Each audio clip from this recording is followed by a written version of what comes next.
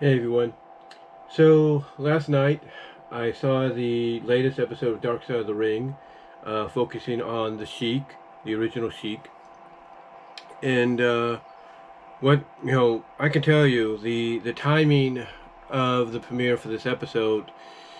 It's one of those situations to where 11 years ago, the timing of what happened to Jim Hellwig, aka the Ultimate Warrior, was even, spooky in its own right. Even kind of, I guess you could say, just paranormal like, if you will. Just like unnatural, supernatural, whatever you want to call it. But basically, you know, days after he went into the Hall of Fame, got inducted, if you will, did a speech at the Hall of Fame, showed up at the Hall of Fame class at WrestleMania to be presented, and then made his final appearance on Raw. Basically, within that span of 72 hours, unfortunately, he passed away. And what he said in that promo on Raw was that when he said every man breathes the last breath, it's like, couldn't have been more just like ominous, if you will, because of what happened literally less than 24 hours later.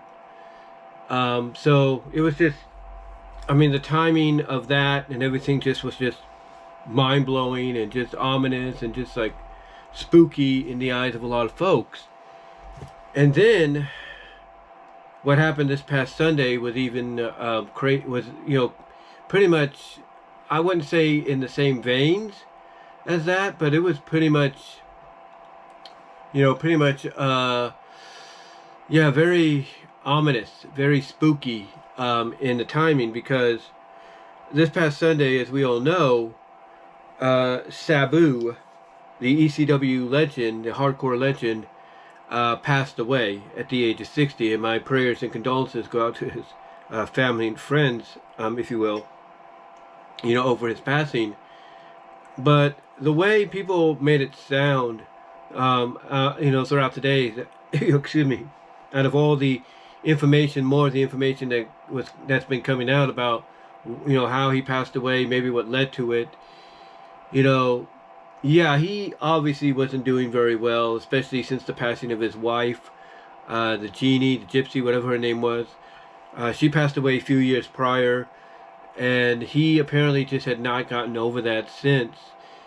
And basically, it affected him. It affected him to the point that, he just wasn't himself anymore. And over time, he started to look a little unhealthy, and just, again, just not really himself at times unless he got into the ring, and did his thing. And I guess that's the only time he was ever himself. But his body was just, based on all the abuse he put himself through, was just breaking down. And it got to a point that he was scheduled to have his final match, his retirement match, at the Palms in Las Vegas against Joey Janela at Joey Janela's GCW Spring Break 9. And it was going to be a no ropes barbed wire match. But what happened, apparently, and this is from Janela's own mouth, I think, what happened apparently is he got a call saying that Sabu, couldn't walk. Sabu's legs was shot. Basically like, he was just unable to move in the way that he needed to. And Janela didn't know what to do. He did have a standby just in case, and that's Matt Tremont, another hardcore wrestler currently. And Matt was going to step in, but Janela basically said, well, do what you can to get him here because he's the main event. He's the last match on the card with me. And, some people will, throw shade at Janela for basically telling the people, hey, do what you can to get him here. Because basically he should have known better that Sabu was not in any condition to do this retirement match. But he said, do what you can to get him here. And the one argument people put in Janela's favor is this is what Sabu would have wanted. Basically, do what you can to get him, into that ring, into that match, so he can compete in, one last time. And apparently they went to a drugstore, smoke shop, whatever, got this drug, this whatever it was, this Cruntite kind of stuff, or keto, I don't know what it was, but it starts with a K, and apparently, it did revive Sabu. It got him going, but yeah, the moment he showed up at the venue, people in the back were like, "Is this match even gonna happen?" Because Sabu was like in another orbit, but the moment, apparently he got in the ring, he was all good to go. He was all good to go. It's like the moment he got in the ring, he snapped back into his natural self. But still, you knew just watching highlights from that match that something was off. Especially when he went face first into the barbed wire net, and then basically got Iowa stripped, flung out through the barbed wire. Basically, instead of the barbed wire bouncing him off or tangling him up, he went right through the barbed wire onto the concrete floor, and he was out. He was out, and basically a lot of people say that's when the match should have been stopped. That's when the match should have been stopped, but they didn't do it.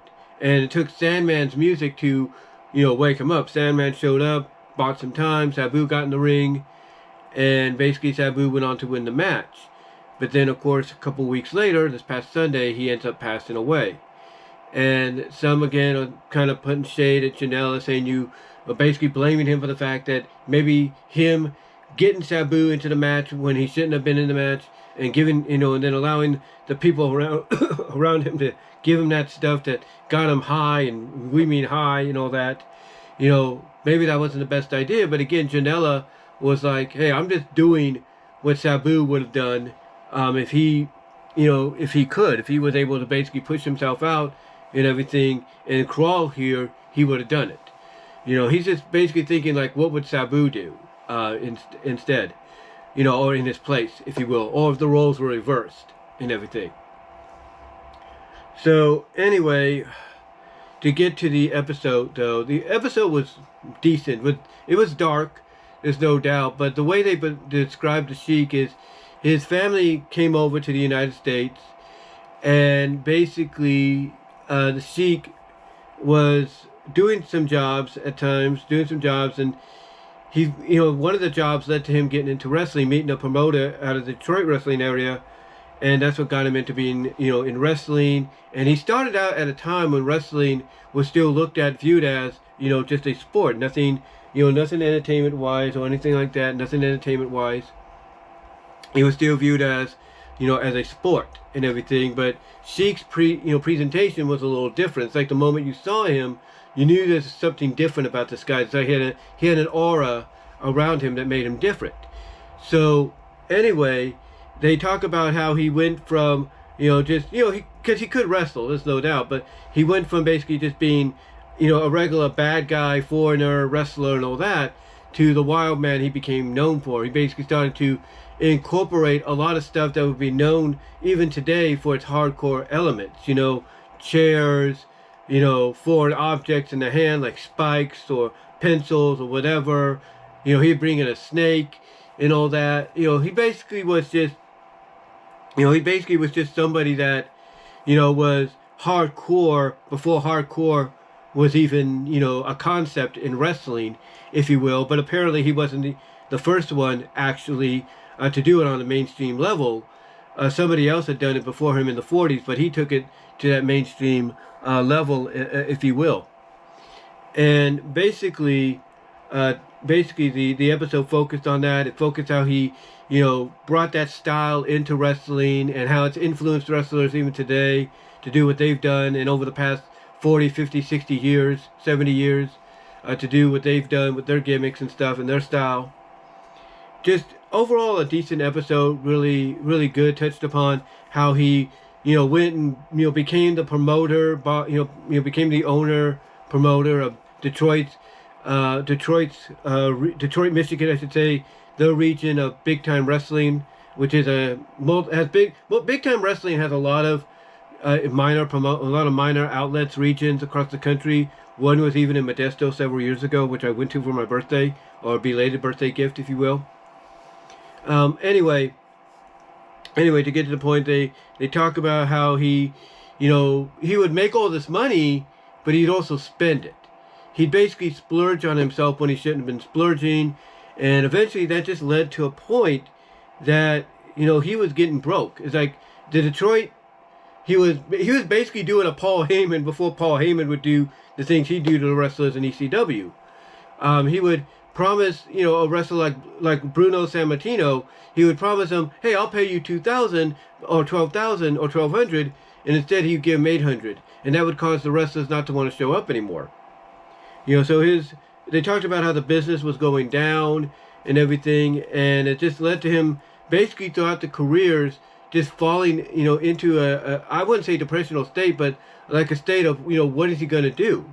Like he has this lavish mansion that he had built in 1974, and it has a sign on there that says the house that the Sheik built. And it's just this lavish mansion and everything. And basically he's at this point of like, what am I going to do? Because again, his promotion was going down, and the wrestlers that he would try to book would not want to show because they had been chipped previously. So he would end up taking bookings anywhere he could. Japan helped, revitalize him and everything, and his matches with Bruiser Brody and Abdullah the Butcher helped him out. So, he was able to get a little bit of a revitalization in Japan, but in the States, it's like, he couldn't be booked in certain areas because of who he was, because of his style. And basically he he was just trying to make ends meet. He was trying to make ends meet and everything to provide food, for him and his wife. And his wife had been with him since, the beginning of his career. She was even portrayed as his slave girl in the ring, who he would chastise and abuse and everything and so on. But she was with him through thick and thin. She even helped him out when it came to running Detroit's big-time wrestling promotion, if you will. But yeah, basically, because he would be someone that would splurge and everything instead of save, he ended up on hard times, despite the fact that he was, like, let's say, house-wise set for life, and everything. Financially, his finances weren't doing so well. But again, he would take bookings wherever he could, across the world, in Japan with All Japan and all that. He would take bookings in Brazil. He would take bookings in the States, but the bookings in the States would only be against against people he's faced before 20, 15 years ago, and they would be for small independent or minor independent promotions, and they would take place in like high school gyms or very small community centers and venues. So that's what he would do to keep food on the table and everything.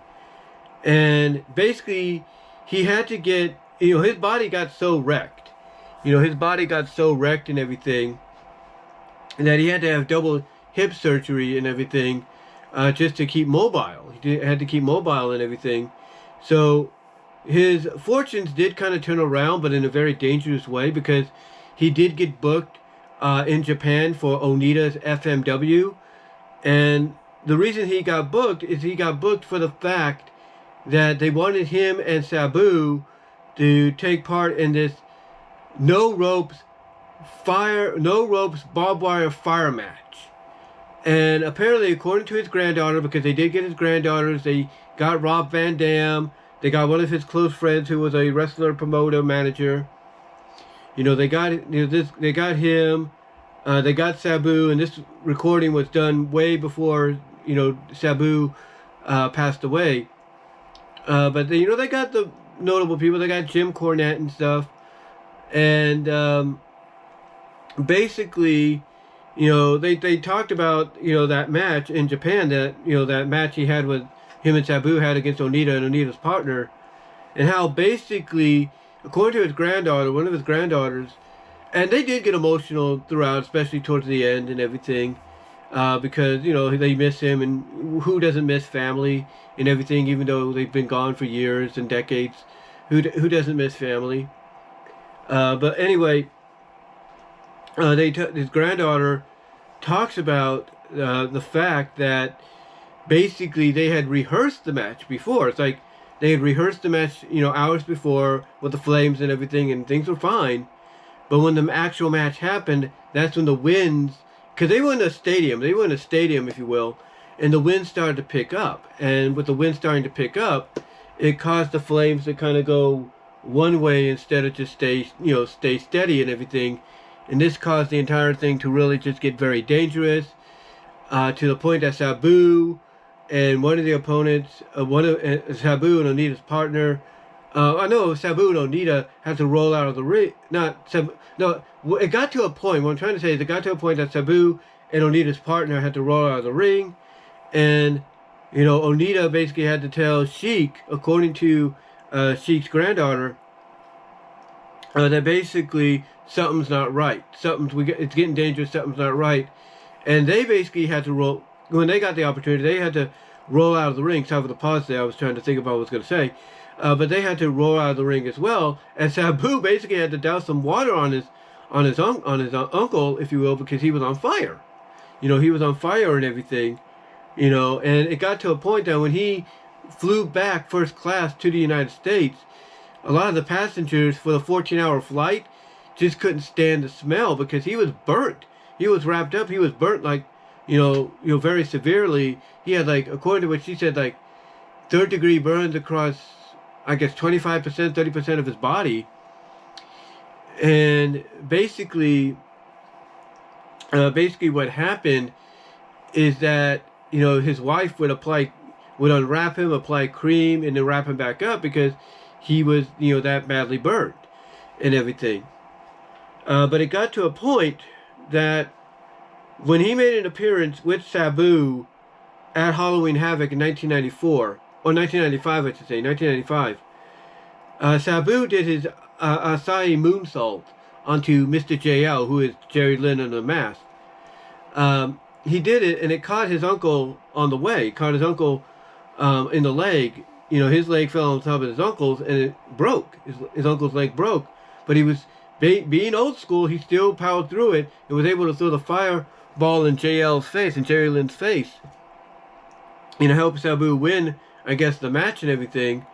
But after that, he just retired and went on to just, be a family man, be a family grandfather again, for the rest of his life, until his passing, which again they did get emotional about and everything, and they do talk about how each and every one of them found out, how it happened. In fact, one of the granddaughters, knowing how he was, being in the hospital, being in the hospital at that time with his grandmother at his side, the granddaughter knew the moment she saw her grandmother's phone, I think her grandmother's number on the phone and everything, because this was at a time when phones started to have the identification of the number and everything who was calling.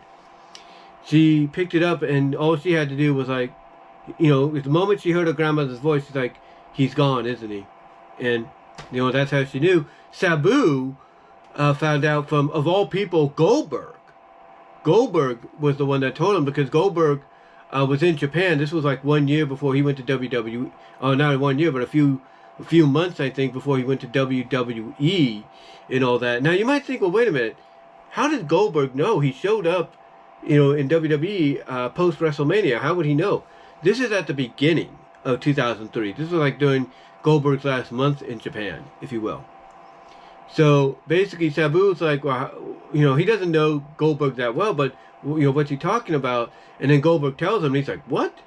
So yeah, basically, they basically recalled how everybody found out and everything, and his and the Sheik's best friend, the wrestler manager promoter Dave, I think his name was Dave or something, said he took one of the black roses and he still has it to this day, off of the Sheik's casket and everything. He still has it to this day, if you will. But yeah, the episode overall outside of that was good. Again, the thing about the Sheik was, that people, talk about is he was a big time influence. I mean, Rob Van Dam, they got him, for this as well, and he talked about how when the Sheik started training him, he literally started to choke him and bite at his nose and everything, and it nearly caused Rob to, piss his pants, if you will. But obviously that was the Sheik's way of introducing him to, okay, this is who you're going to be training, this is who's going to be training you, who's going to be, teaching you some stuff, but so expect the unexpected kind of stuff.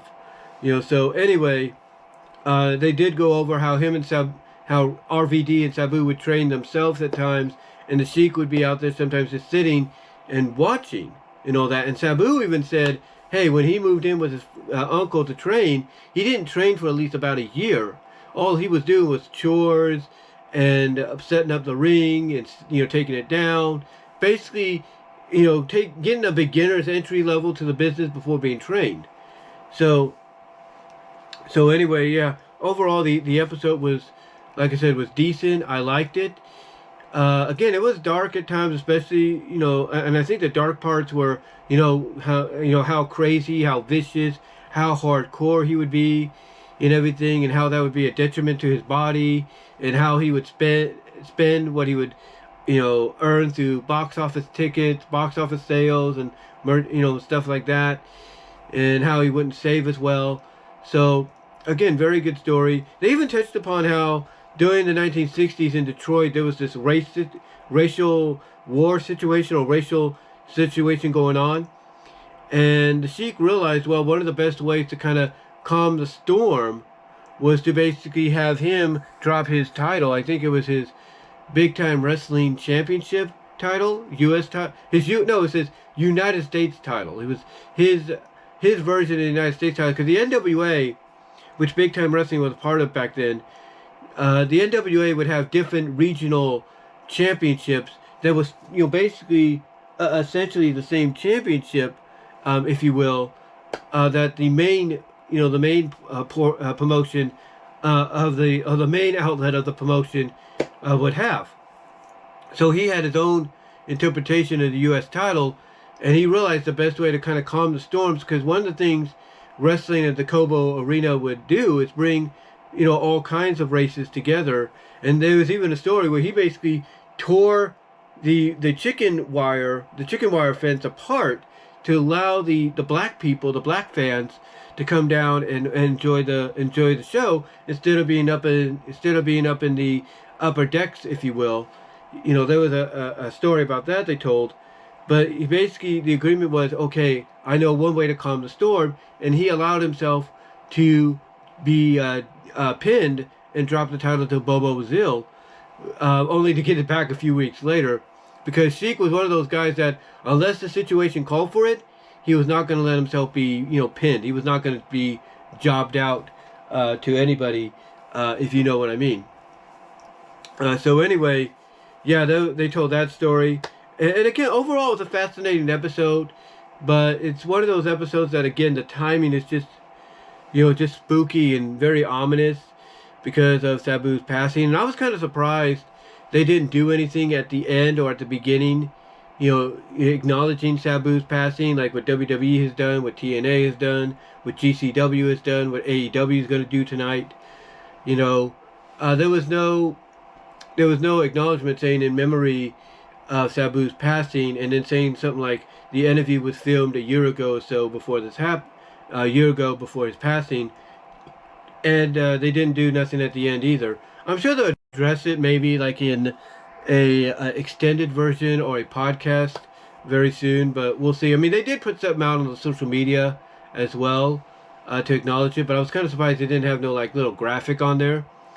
Brian Zane of Wrestling with Grit, he did his he uploaded his Backlash he uploaded his Backlash 2002 review, where the main event was Hogan and Triple H, and he basically put it in, he edited it in at the beginning in memory of Sabu. So yeah, basically, he had time at least to do that, but they didn't. But I'm sure they might do something later on, like I don't know if they did it in the replay that happened 2 hours later, but I'm sure if they do the replay next week, they'll put it, because they usually try to do the replay maybe an hour or two before the premiere of the new episode. So maybe they'll do something then, but we'll see. But again, like I said, they did acknowledge it at the start, and not at the start, but on the social media and everything. So again, really good episode, really decent episode.